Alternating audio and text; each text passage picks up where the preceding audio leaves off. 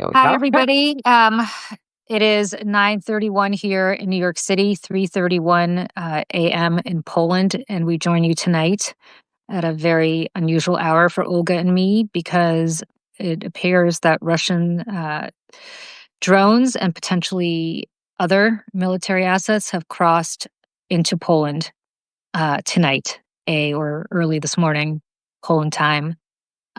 Poland, as I'm sure all of you realize, is a NATO country. It is a country that has been at the forefront of the fight rhetorically against Putin. It is a country whose president was in the White House just last week talking about the threat that Vladimir Putin poses to the Western world order, to the NATO alliance, and to Europe in general. And Vladimir Putin's response, having come back from a military parade and confab with Xi Jinping, the president of Iran, the president of the prime minister of India, and the leader of North Korea, is to now not just escalate attacks against Ukraine, which has been living under Russian terror for the last 3 years, but now to have an incursion into a NATO country's airspace and potentially on the ground there as well. Olga, we're doing this tonight because as you and I were both happened to be texting as we were watching CNN, there was virtually no coverage of this. It is wall-to-wall Jeffrey Epstein. And it reminds me very much of the wall-to-wall coverage of a sex scandal in Washington in the days leading up to 9/11, which I remember very well. A young girl named Chandra Levy had disappeared, and that is all anybody in Washington was talking about because she had been an intern for a congressman, and there was some speculation about her relationship with him. Well, while everybody was focusing on that scandal, and it was a very sad story, 9/11 was on the cusp of happening. And so the reason we're here tonight is because apparently our own American media, legacy media at least, is not covering what is potentially an incredibly dangerous and an incredibly concerning situation in Poland. What do you know? What have you heard? I have been checking Ukrainian sources. I actually found out about this from Ukrainian sources. And their how you call it, military warned Poland that there were drones heading to Poland. Then I went on Twitter and looked to see what is happening, and then all the OSINT accounts that are actually trustworthy were reporting that there were Russian drones over Polish airspace. First, 2 airports were shut down, then 4 airports were shut down, including the main airport. Then I went to check Ukrainian news again, and they just issued another warning that there are more drones heading to Poland. From what it looks like, I mean, it looks like from the OSINT accounts that NATO scrambled aircraft. There are reports that some of the drones were shot down. Um, and apparently there's one report that Americans actually participated in Polish airspace and sent F-35s. And that's it. And that's as far as right now everyone is trying to figure out what is going on. But this is extremely dangerous because on Friday, Russia is beginning its military games with Belarus. Now, they're normally called Sabad, and the last time in 2022, they used these military games to move troops and military equipment in preparation for this full-scale invasion of Ukraine. Um, Poland knows this, and Poland this week is having their defender exercises specifically for this. But we are in a very, very dangerous moment. And I actually just posted on Twitter that, Trump last month rolled out the red carpet for Putin, literally. It humiliated our military by having them kneel in front of the Russian plane rolling this red carpet. Since then, It wasn't even days after that meeting that Russia struck a American factory in Western Ukraine. Then last week they struck a British consul office and an EU office. Then we had them target von der Leyen's plane with GPS jamming as she was landing in Bulgaria, to the point that they had to use paper maps to get her safely on the ground. The other day in Estonia, a Russian helicopter flew into Estonian airspace, resulting in now Estonia summoning the Russian ambassador.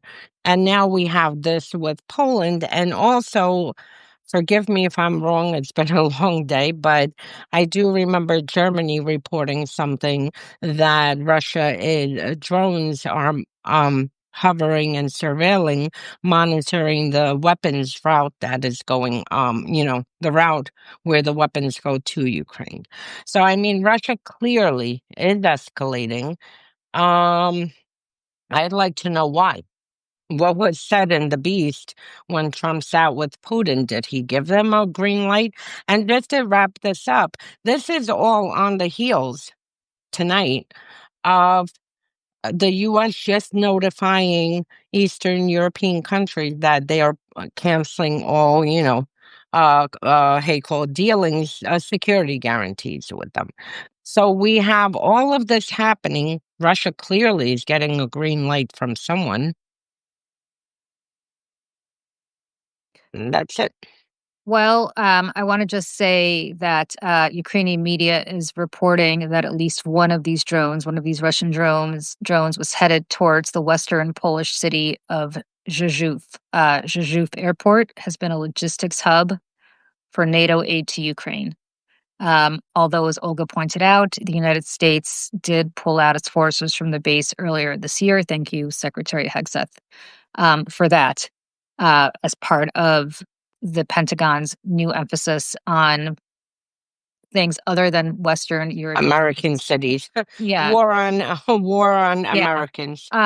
So what's fascinating about this is, of course, the United States has made it clear over and over again since Donald Trump came back to office, including by Pete Hegseth and J.D. Vance, as they spoke to our allies abroad in the earliest days of the administration, that Europe is on its own, that the United States is not providing guarantees. And you saw that take place when they pulled its forces from the base in Rzeszów in Poland earlier this year, and now you see a drone potentially. This is all Ukrainian sources. Obviously not verified by me or by Olga, but at least one drone is headed towards that western Polish city of Rzeszów, where that airport is. This, I believe, is Vladimir Putin testing us, and by us, I don't mean NATO. I mean the United States, because if you look at the trajectory of what happened, he went to Alaska. He had a private meeting with the President of the United States in the Beast for 10 minutes that nobody knows about. Potentially, European intelligence might have picked up what took place in the Beast because, as you know, just a few days later, Vladimir Zelensky showed up in the Oval Office. That is not a surprise that he would, of course, come to the United States as quickly as possible to try to mitigate anything that Putin might have said about Ukraine to Trump. But what is fascinating is that the Prime Minister of England, the Prime Minister of Great Britain, the President of France, the Chancellor of Germany, the President of Finland, and the Prime Minister of Italy, in addition to Ursula von Leyen, the head of the European Union, and the head of NATO, all came with him. Now, the ostensible reason for why they came with him is because they did not want a repeat of what happened in the Oval Office the last time Zelensky was there. I think that's nonsense. Of course, Zelensky is a grown-up man. He could have handled this by himself. They scrambled their plans and their schedules, which are made months, if not years in advance, to fly to In Washington. August. In August. Pointing it out. To fly to Washington for a reason. Something happened in that summit between Putin and Trump that scared them enough that the leaders of major Western democracies, military alliances, and economic alliances dropped what they were doing to all come to Washington on 24 to 48-hour notices. That happened. Shortly after that, Vladimir Putin went to China, met with Xi Jinping, brought Narendra Modi with him, the head of the leader of Iran, the leader of North Korea.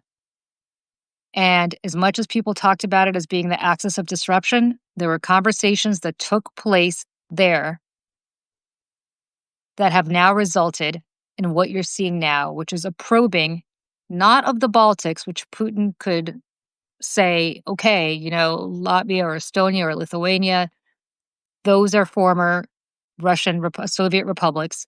That is as stupid of a thing to say, is that Ukraine is a former Soviet republic, but yet Poland is different. Poland was never a former Soviet republic. It was certainly in the Russian sphere of influence and the Soviet sphere of influence back in the day. But don't forget when the last World War started. I don't want to scare anybody to death, but it began in Poland. And that is something to consider. And there's not one person who knows his history better than Vladimir Putin when he wants to tell the truth about it. And I just want to add that while Putin was in China, this is when the attack happened on von der Leyen's plane. So, I mean, this was ordered to target, a top EU official to target her plane while he was in China. So that is another message. And, Russia operates always on messages, key dates, and here you had this happen specifically while he was gathering with all the thugs, dictators, Inc. So I mean, this, is very, very dangerous what is happening. And we'll get more information in the coming hours. As we were coming on, CNN broke the news. Chris Murphy was on um, literally mid-interview, was asked about this as this was breaking. He didn't know. I know that the Representative Wilson, I mean, he posted about it that this is an attack on NATO. So, I mean, he really took it. He said Poland is under attack, and this is an attack on NATO right now. And you've had, I believe, Representative Bacon post something. So slowly you're getting a response out of U.S., not officials, Congress people. Nothing from State Department, nothing from Defense, or whatever the department is called these days. Nothing from them, but you're getting this response, from representatives. Another thing I'll note, Russia for the first time the other day in one of the deadliest, and every day that I talk about this, it's the deadliest attack. And I mean, each day it's just getting worse and worse. So the other day, 800 plus drones came into Ukraine along with various missiles. And this was the first time that Russia had crossed the line and hit a Ukrainian government building targeting the prime minister. Um, so even with that, they're just getting very emboldened. And again, I ask why? Are they getting security guarantees from us, from the United States, that, that we will not get involved and that they basically can do what they want? Because at the same time, you also have the Times reported it, Insider, and several Russian opposition outlets, that Trump is at the same time sending Russian asylum seekers who fled Russia or deserted the military and received asylum here, that he's sending them there, and the minute they land, they're being arrested. Some have speculated that Witkoff and Putin came to a deal on this. Again, what is going on and why does Russia feel this emboldened? I've monitored every single action of theirs since 2014 and 24/7 since the full-scale invasion. What is happening since Trump came back into office, and particularly the past few months, something they got assurances from someone. Well, I want to also add, and just to put this more in context, as this was happening, the President of the United States, the Vice President of the United States, the Secretary of Defense, and the Secretary of State were all dining together at Joe's Seafood Prime Steak and Stone Crab in Washington, D.C. The first time that I believe Donald Trump has gone out to eat in Washington since he was in office. It is concerning, to say the least, that as this very, very concerning situation is unfolding, as one of our NATO allies is getting potentially attacked, as Russia is incurring into a major NATO country whose president, I want to stress again, was in the Oval Office last week warning of this very thing happening, that the president, the vice president, Secretary Hegseth, and Secretary Rubio were all dining out in Washington at Joe's Seafood, and I don't think any of them left.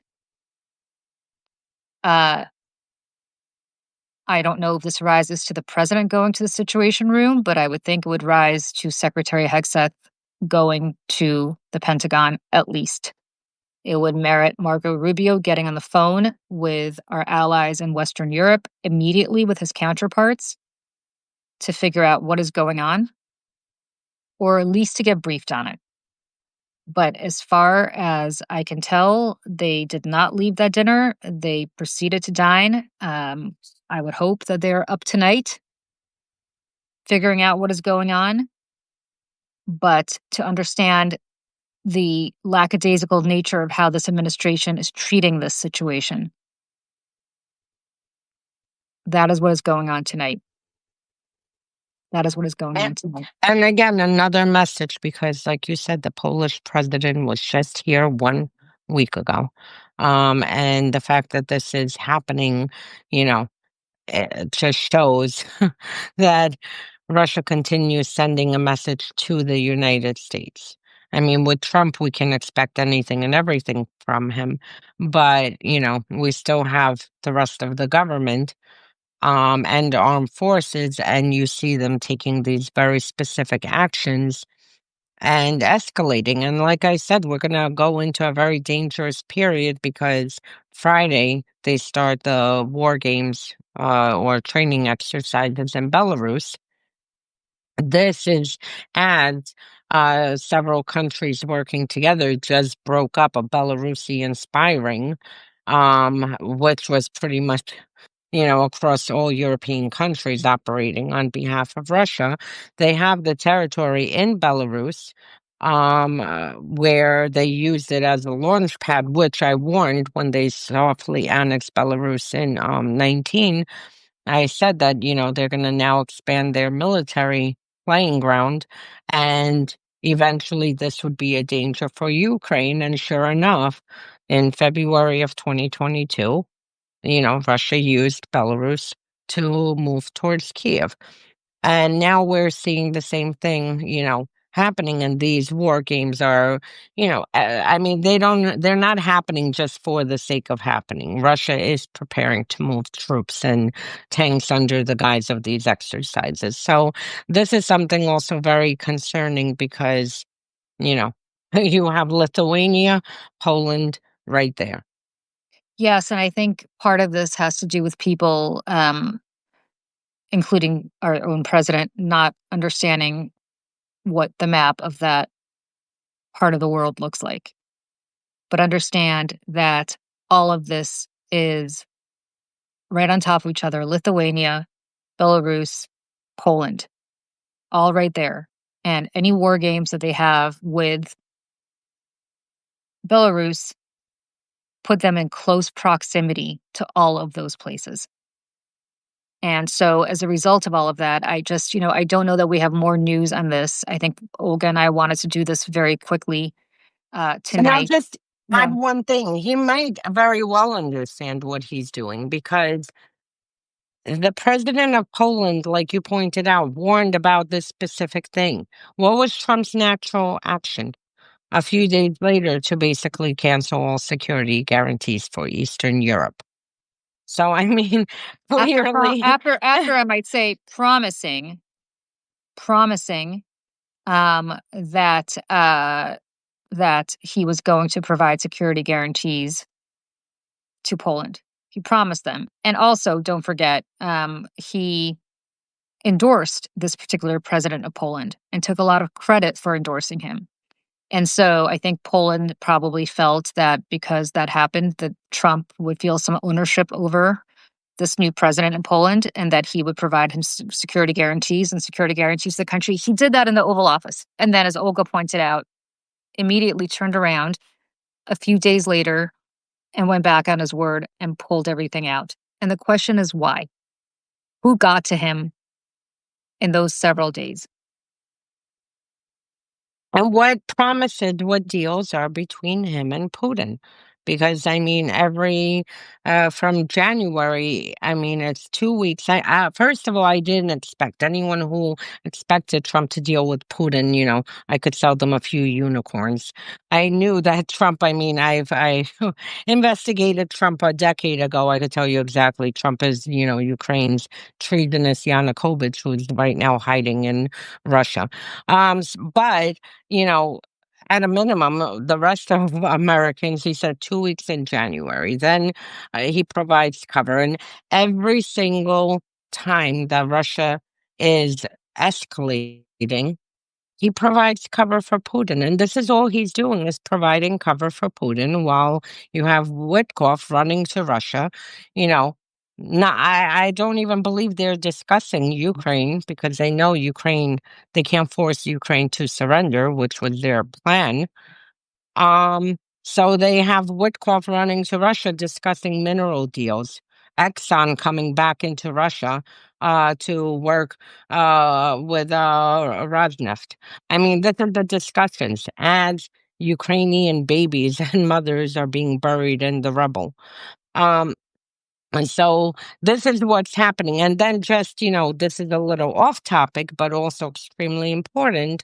Eric Prince was in Ukraine and the other day, and he wants he's trying to get access to drone technology, classified information. Now, as we are, I don't know how many know, besides Prince being a war criminal, he has a very long history with the Russians. I mean, going back with a fugitive Ukrainian parliamentarian who fled and was stripped of his citizenship, and he was dealing with him over a decade ago. And Artemenko eventually was stripped of his citizenship for collaborating with Russia to hand away parts of Ukraine. Then Manafort was Artemenko's partner in crime in Ukraine, carrying out Russia's operations for over 2 decades. And then you have the Seychelles meeting with Dmitriev, who's now Witkoff's counterpart, and that secret meeting that took place at the time, and Prince was there. So, I mean, what exactly is Prince doing in Ukraine, and why is he trying to access, you know, drone technology? So, again, you have Trump who's pressuring Ukraine to hand over information to him on drones and other, technological advances that they've made. And where is this information going to go to? And it's another, like, it feels like blackmail, like we want this, and if we don't get this, like with the minerals deal, then we're washing our hands clean, although he washed his hands clean before he even looked towards Ukraine. Yeah, I want to stress again that I understand there's a lot going on in the world right now. I understand that the Epstein stuff is good for ratings. I understand that there's a lot of concern about what is happening in American cities right now. And that is all purposeful to flood the zone so that we can't focus on any one thing. But if I could just ask people to focus on this. Now, this could be a one and done situation, in which case I hope that's true. But I don't think so. And what is happening right now is the reason that Olga and I decided to come on air tonight, even though it is a little past my bedtime, is is that I was watching CNN, as I think Olga, you and I were texting each other saying, "Wait a second, have you heard this about what's happening in Poland?" Both of us had heard it from different sources, and there was barely a mention of it. Flipped over to MSNBC, barely a mention of it. I'm positive there's no mention of it at Fox. I didn't check out what was happening over there, but this is the kind of real life stuff that should blow out all other programming, including programming that is good for ratings, for legacy media, which I understand Epstein is. This is important, and it is momentous, and it is a dangerous moment that we're living in, and it has dire consequences. Consequences that are life and death consequences, not just for the Poles, not just for the Ukrainians, but for us as Americans as well. Because if this escalates, Poland will have every right to invoke its Article 5 rights under NATO. And the only other country that has done that in the past, and Poland answered that call, was the United States after 9/11. And it would be very interesting to see what would happen if Poland invoked its Article 5 obligations to us and what we would do with that. So I just want people to understand how quickly this can escalate. And I don't want to frighten anybody. I don't think that's the intent, Olga, that you and I had tonight. But No. the reason we're here, and there's a reason there's almost, 1.4 million of you, more than that. Sorry, million, thousand of you. I wish there were a million, 1.4 thousand of you watching us, on zero notice, is because this is not being covered elsewhere, and it needs to be covered, and you should demand that it be covered by outlets that have much better resources around the world than the two of us do. So on that note, And I'll just add the yeah, last thing, which is interesting. I've been monitoring Russian Telegram channels yes, this is since important. this happened, and not a peep. The, propagandists who normally spin and spin and spin and push disinformation and propaganda, nothing, which makes it even more suspect that this was an accidental, that drones fell into Polish borders, this is an actual operation. Because normally, you know, if this happened, they would be spinning and pushing various disinformation. Nothing. I rarely see them silent on something that is happening. Normally they report immediately on, any kind of military activity that's happening anywhere, not just Ukraine. Well, that puts them in the same bucket as the New York Times, where I'm looking right now, and there's nary a mention of this on the Times homepage. And so just we should all go to sleep for those of us who live here in the United States.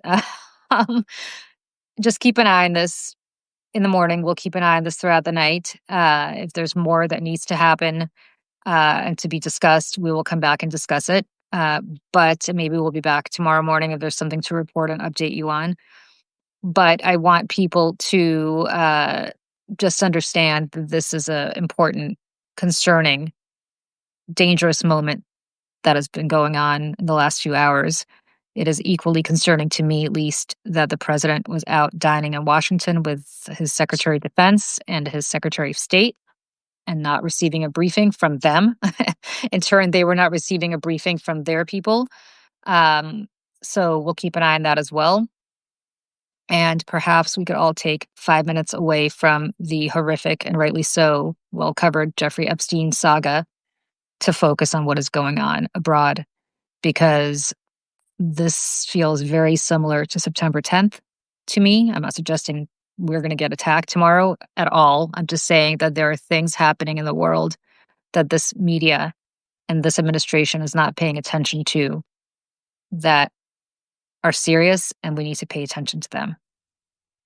Yep. So Olga and I will be paying attention for everybody, and we will be back maybe tomorrow. There's something to report. If not, we'll certainly see you all in Pax Americana. Let's hope As much there's as- nothing to report. Let's hope Yes. that Let's hope. Poland Yes. and the other NATO members who scrambled jets, that they got this and that Yeah. they take the jets, fling it back over to Russia's border on top of the Kremlin, and that's it. So, And let's hope but the next if time. Let's hope the next time we see you is Thursday morning at 11 a.m. Eastern for our usual scheduled Pax Americana. And if there's a reason to come back sooner, we will come back sooner. So thank you, everybody. For those of you in the United States, have a good night. For those of you in Europe, I hope you stay safe. And for those of you, if anybody here is joining us from Poland, good morning to you. And I hope that you are going to have a rest of your of a night of peace. And hopefully things will be brighter in the morning. So thank you, everybody. thank Take you. care. Bye. Bye.